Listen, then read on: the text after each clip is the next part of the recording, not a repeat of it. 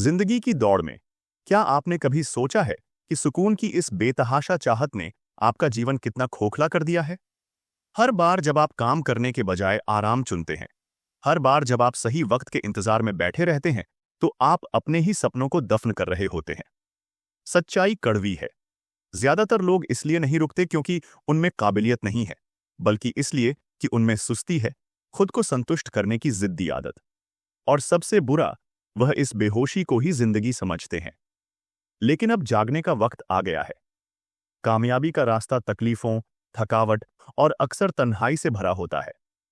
हर बार जब आप आसान रास्ता चुनते हैं, तो आप अपनी महानता को थोड़े से सुकून के लिए बेच रहे होते हैं।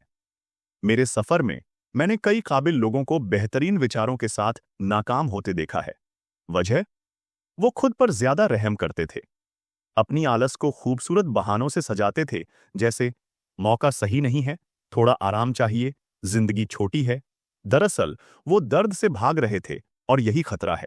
यह सुस्ती धोखेबाज होती है। यह एक खामोश लत बन जाती है, और जब तक आपको पता चलता है, साल बीत चुके होते हैं और आप वहीं के वहीं होते हैं।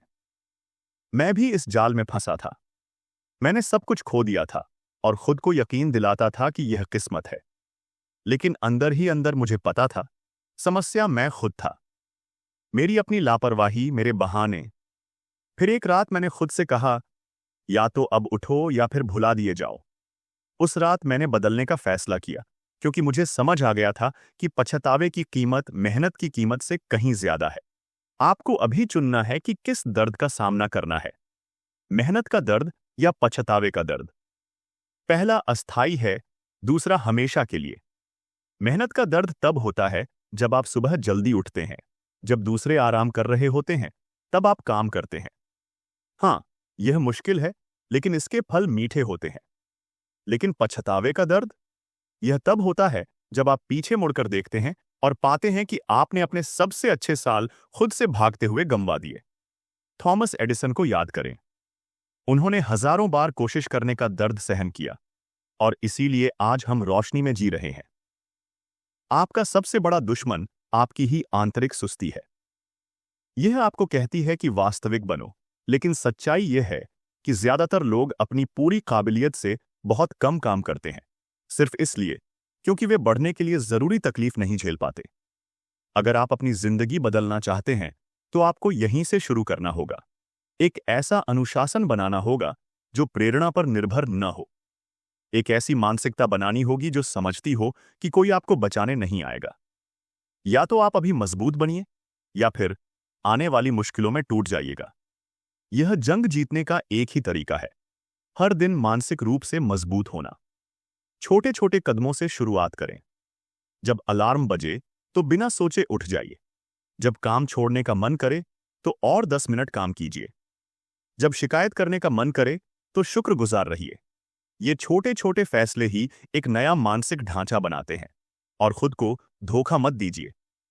जिन लोगों की आप प्रशंसा करते हैं, उन्होंने यह जंग लड़ी है। हेनरी फोर्ड को पागल कहा गया, लेकिन उन्होंने बाहरी और आंतरिक आवाजों को नजरअंदाज किया। इसीलिए उनका नाम इतिहास में लिखा गया है। दूसरी तरफ ऐसे कई प्रतिभाशाली लोग थे जो सुकून में ही रह गए और सामान्यता में विलीन हो गए। दुनिया को आपकी ताकत की जरूरत है, आपकी सुस्ती की नहीं।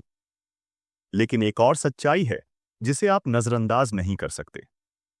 गलत लोगों से घिरे रहकर आप दूर तक नहीं जा पाएंगे।